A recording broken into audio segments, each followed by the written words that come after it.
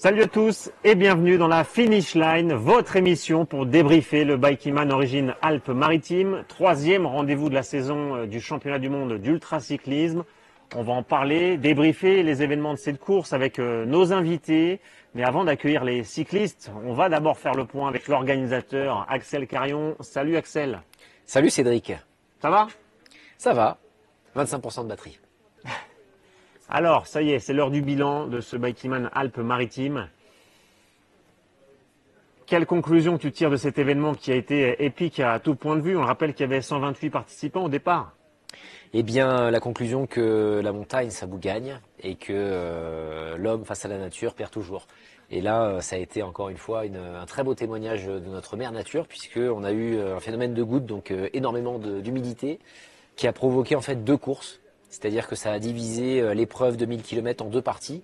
Les premiers qui étaient suffisamment forts ont franchi tous les obstacles. Alors, ils ont vraiment franchi les obstacles dans des conditions climatiques extrêmes. C'était presque de la navigation. C'était presque des navigateurs au niveau de l'humidité qu'ils ont reçue dans la tête.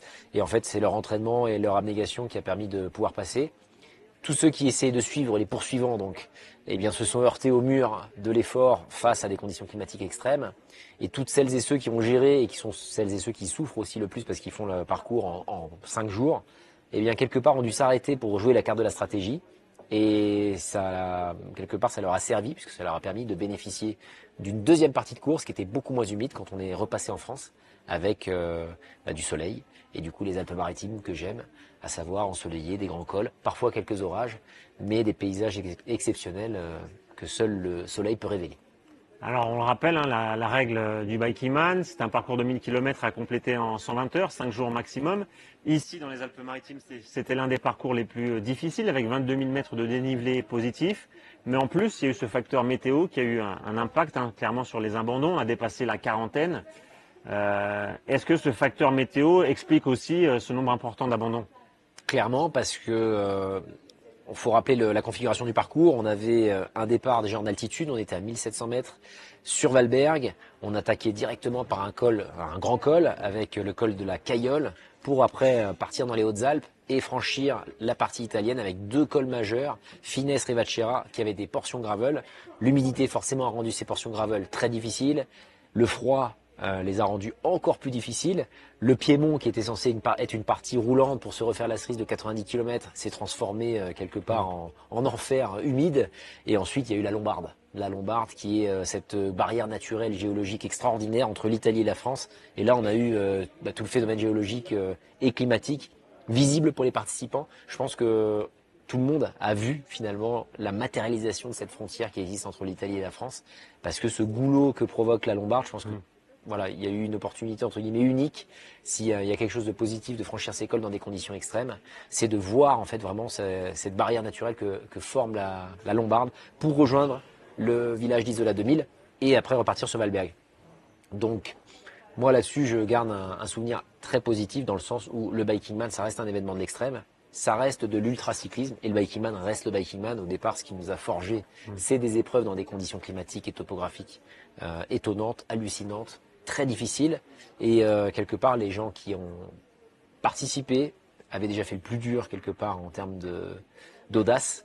Là, il y en a eu beaucoup qui ont abandonné, mais clairement, toutes celles et ceux qui ont réussi déjà à franchir 500 km pour arriver sur Valberg au checkpoint 2, je pense, se sont révélés parce qu'ils ont fait face à des conditions qu'ils n'avaient jamais connues dans leur vie.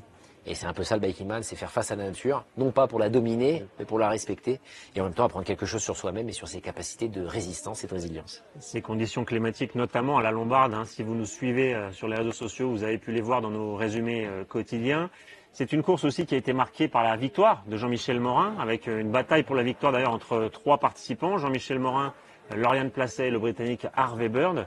Voilà, quand tu vois la performance de Jean-Michel Morin qui a gagné cette course en dormant 0 minute, sans dormir donc. Qu'est-ce que ça t'inspire? Comment tu vois ça en tant qu'organisateur de voir des ultracyclistes qui atteignent un tel niveau de performance finalement? Ça m'inspire déjà le respect, parce que pour avoir cette capacité de résistance à la douleur d'une part, à l'effort d'autre part, et la capacité de pouvoir enchaîner les dénivelés de telle manière, bon Jean-Michel, faut le remettre dans le contexte, il avait déjà fait 13 000 km de vélo pour démarrer cette course, donc c'est l'équivalent d'une très grosse saison d'un cycliste amateur.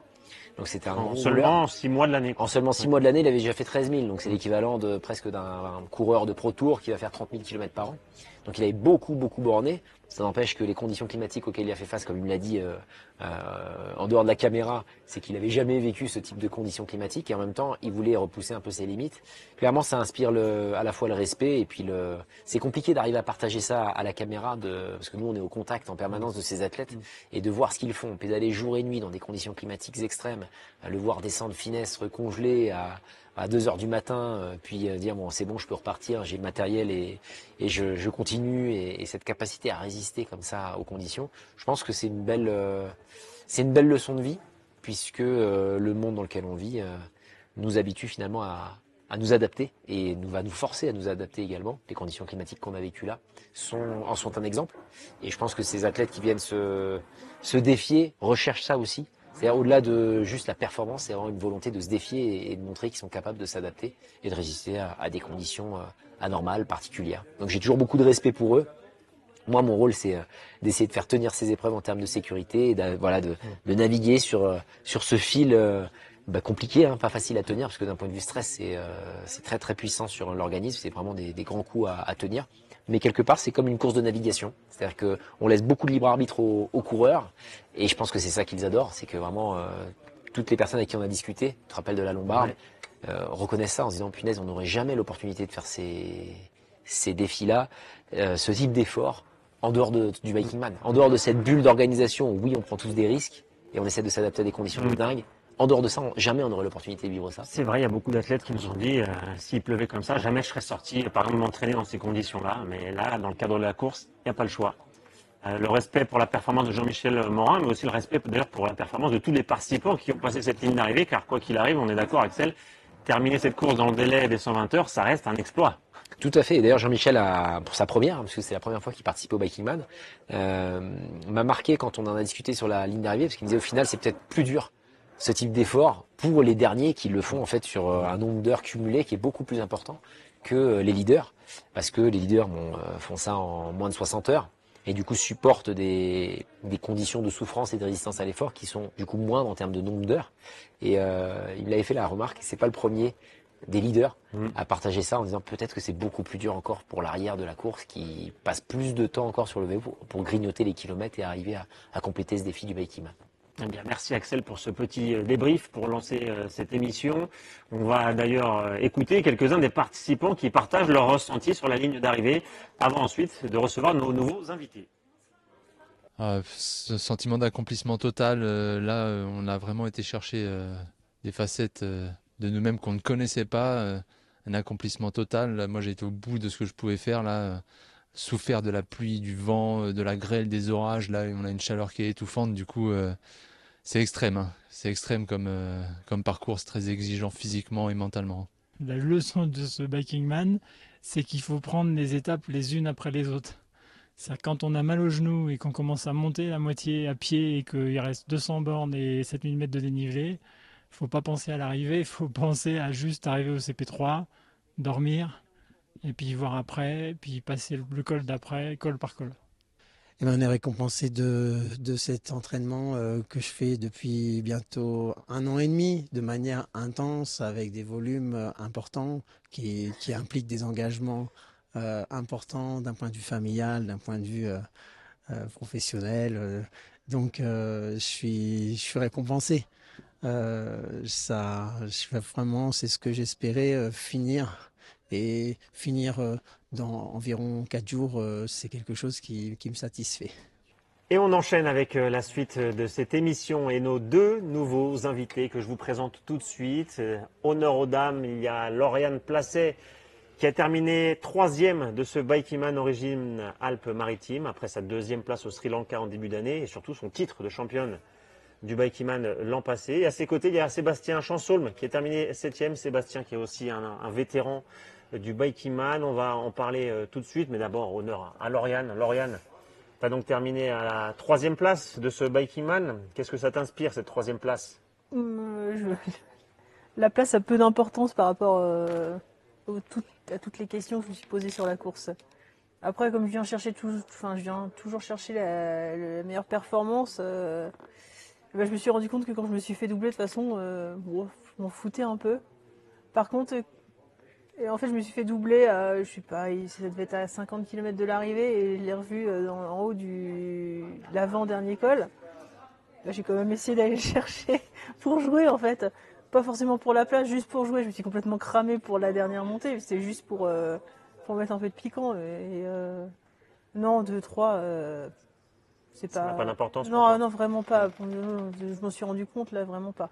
J'avais pas encore fait de place de troisième, donc voilà, j'ai rempli la case. Et tu parlais des questions que tu t'es posées. C'est quoi ces questions? C'est que par rapport aux conditions qu'on a eues, je me suis plusieurs fois posé la question de ce que je faisais là, pourquoi je m'infligeais ça, parce que enfin, ça n'a pas été. Mais Par en des fait, conditions climatiques. les conditions climatiques, ouais. Mais pendant la course, en fait, je m'en suis surtout rendu compte après la course, quand je suis arrivée et que j'ai vu de l'extérieur, parce que dans la course, je l'ai accepté en fait, je l'ai vite, enfin. Je l'ai un peu, pas évité dans ma tête, mais je suis passée à, enfin, j'ai essayé de pas penser à ça, de me focaliser là-dessus. Mais vu de l'extérieur, quand je vois les images de la course, le déluge, et c'est ce qu'on a eu, c'est les images de moi sur le vélo, je me dis, mais pourquoi quoi, enfin, quel est le sens de faire, d'aller se prendre les rideaux de pluie et de se cailler la nuit comme ça? Et tu as trouvé la réponse à cette Non, je question? vais pas trouver la réponse à cette question, mais ouais, c'est une question qu'on a abordée avec, avec pas mal de participants. Ouais. Sébastien, du coup, toi, tu as terminé 7e. On en a parlé un peu hors caméra de cette notion de plaisir. Tu comprends, tu ressens ce qu'a ressenti Lauriane. Est-ce que tu t'es posé toi aussi la question, qu'est-ce que je fais là? Oui, tout à fait. Moi, je pense comme tous les participants, hein, les conditions étaient vraiment atroces. Et oui, l'hypothermie était, je pense, toute proche aussi, quoi. Non, j'ai passé des moments très très difficiles. À cause de la pluie aussi? Oui, la pluie, le froid. Et puis ça a duré des heures et des heures. Quand ça dure encore une demi-heure, on arrive à sécher par la suite. Mais là, c'était continuel. Moi, ça a commencé à 8h dimanche soir. À 8h du soir, je me suis dit, bah, c'est bon, il pleut. La course avait démarré le dimanche midi. Oui. Et Je le me suis dimanche dit, soir, ouais. tu étais déjà en train de te poser des questions. Ouais, bah, c'est là où je me suis posé vraiment le plus de questions, c'est qu'il s'est mis à pleuvoir et l'humidité au niveau de la selle, je sais que c'est un carnage. Je fais tout pour éviter l'humidité de la transpiration, tout ça, mais la pluie, bah, tu peux rien faire. Et je me suis dit, mais même si je veux me changer, en fait, bah, mon cuissard, même de nuit, s'il a de pleuvoir, il faisait 10 degrés, ça séchera pas, quoi. Et je me suis dit, bon, de toute façon, je suis embarquée, j'avais passé l'Italie, j'avais passé le col de l'échelle, et je me suis dit, bon, bah, de toute façon, je suis embarquée dedans, mais je me suis dit, la prochaine fois, réfléchis-y vraiment à 2 fois, parce que c'est. Mais après, on peut pas le prévoir, le climat. Non, bah non, on peut pas prévoir, mais j'ai pris aucun plaisir, quoi. Donc, heureusement, il y a 2 cols sur la fin que j'ai bien aimé. Mais il y a plein de choses sur lesquelles je me suis posé des questions. Mais c'est lié au fait que j'en ai fait plein avant. Enfin, c'est lié aussi à l'expérience que j'ai eue avant. Et toi, toi qui as fait plein de Biking-Man aussi, Sébastien, l'expérience, ça t'a aidé pour gérer ces moments difficiles dans la course? Ouais, j'ai pas rencontré de difficultés aussi importantes sur mes 5 autres, hein. C'est vrai que là, les conditions étaient vraiment.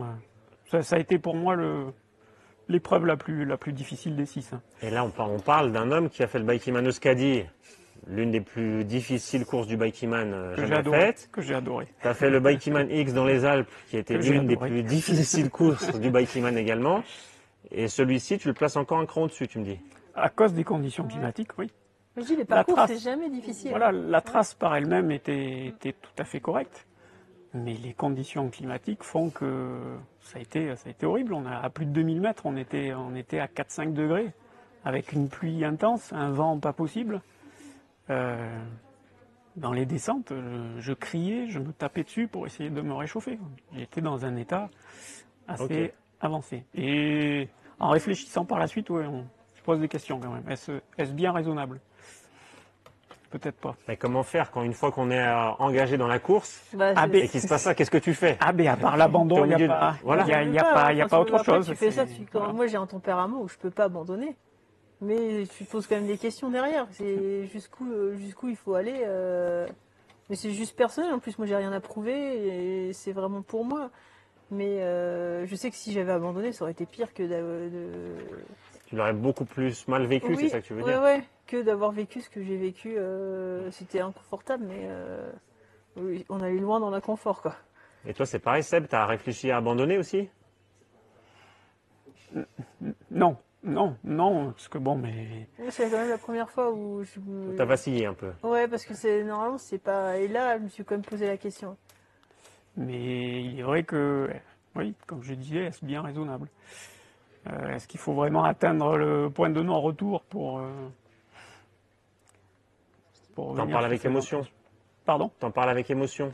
Ouais, peut-être un peu, oui, parce que c'est vrai que c'est. Ça t'a touché, Ouais, bah, ce que tu as vécu? Ouais, bah, en y pensant par la suite, oui, on se dit non, c'était peut-être pas très, très prudent. Je pense que c'est le réveil de la course, c'est ce que j'ai eu ce matin.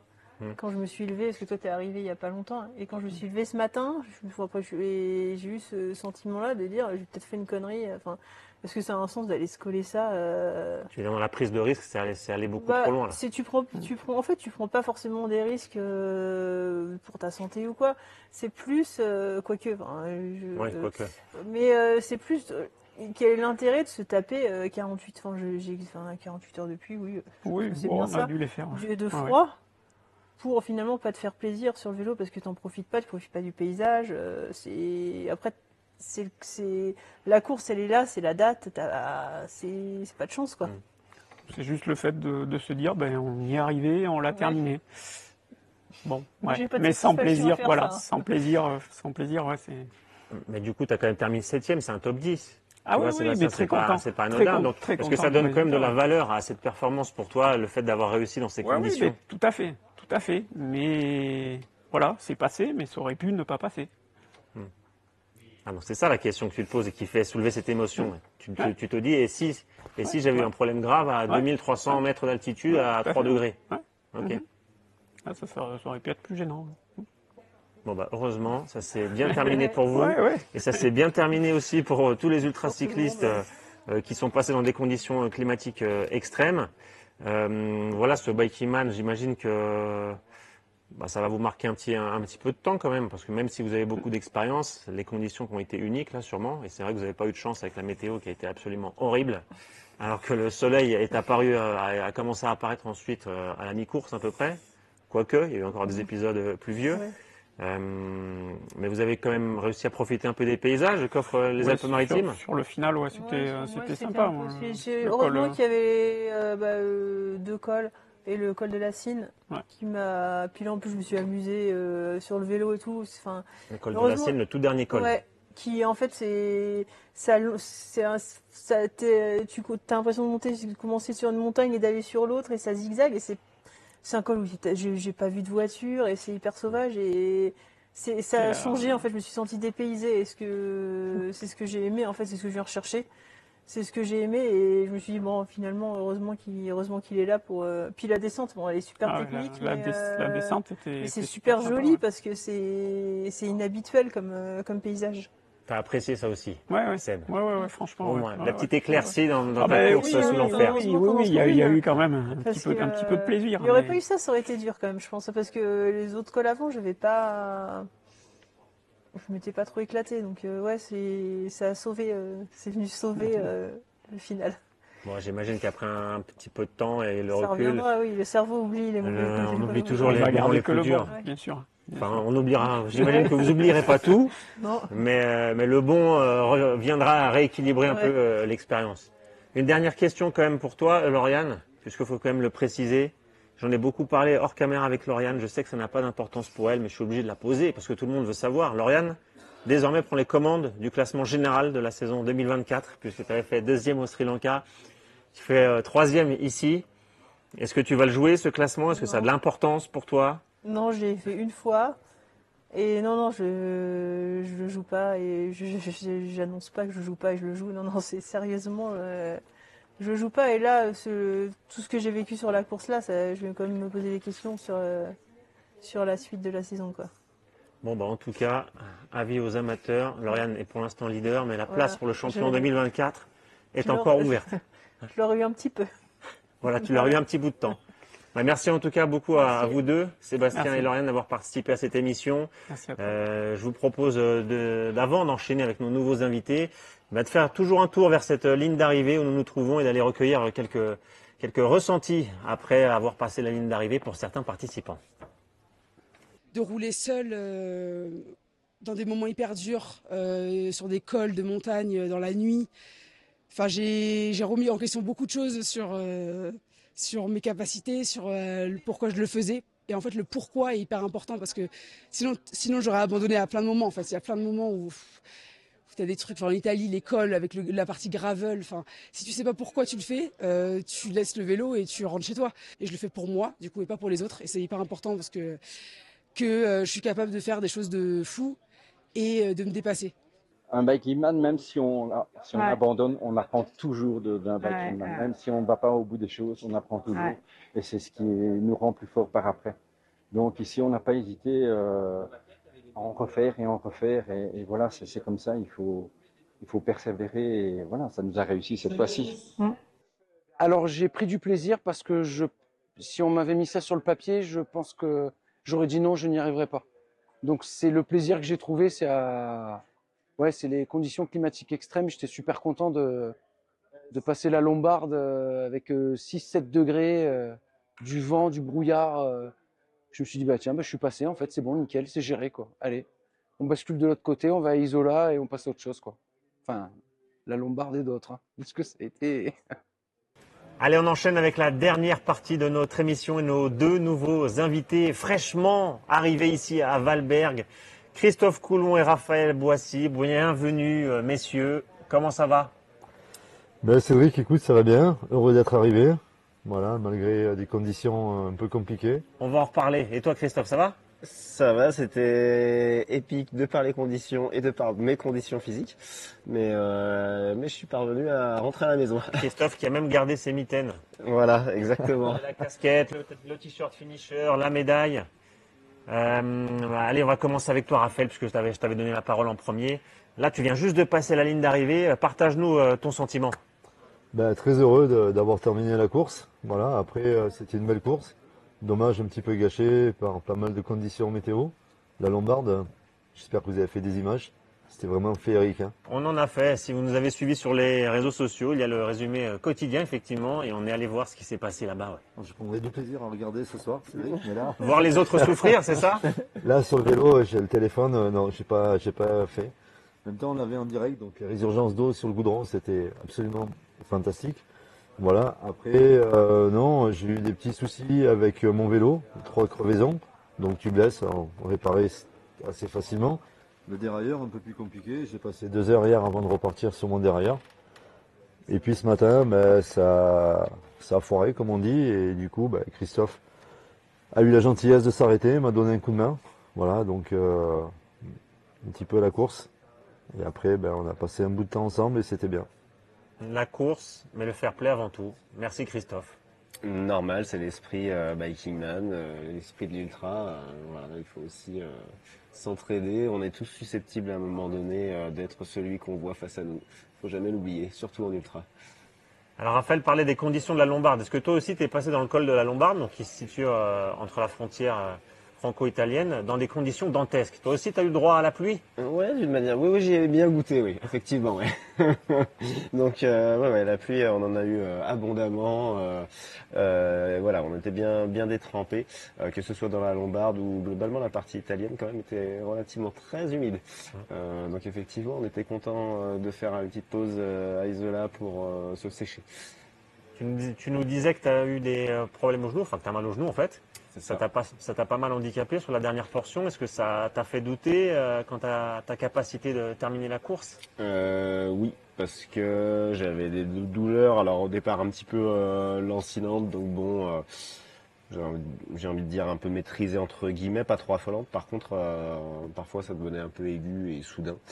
Et comment on gère dans ce cas-là? Qu'est-ce qu'on fait?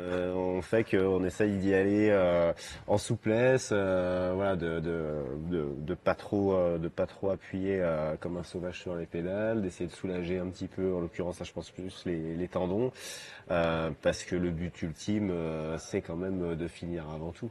Donc voilà, d'autant plus qu'on avait passé passer un bon moment justement sous la pluie, sous des conditions quand même dantesques. Donc c'est dommage d'arrêter l'épreuve en fin de parcours quasiment. Voilà, c'est double frustration. Donc voilà, j'ai essayé de gérer, comme on dit, au mieux à la sensation, en essayant de prendre soin de faire du mieux possible pour pas trop traumatiser le corps. Rassurez-nous, rassurez-moi et rassurez-nous qui vous regardons. Vous avez quand même gardé des bons souvenirs. Est-ce que vous avez pris du plaisir au moins, un peu? Ah oui, oui, il y avait du plaisir. Malgré la pluie, il y avait du plaisir, en fait. Il y a eu du beau temps? Est-ce que le beau temps est venu après la pluie? On a eu une fenêtre, une belle fenêtre de beau temps, un temps très chaud, à l'abri, pas d'air, dans la montée d'Ilons, en fait. Ok. Avant l'orage. Donc là, ça remonte le moral. Ah oui, oui. Quand tu revois les paysages 180 degrés, parfois même 360, avec en plus des lumières juste magnifiques.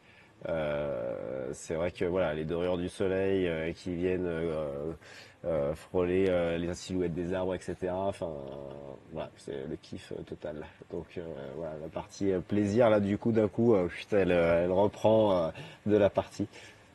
Alors vous avez tous les deux votre médaille autour du cou. Est-ce que vous pouvez nous la sortir et nous la montrer? Ouais. Tac. Voilà.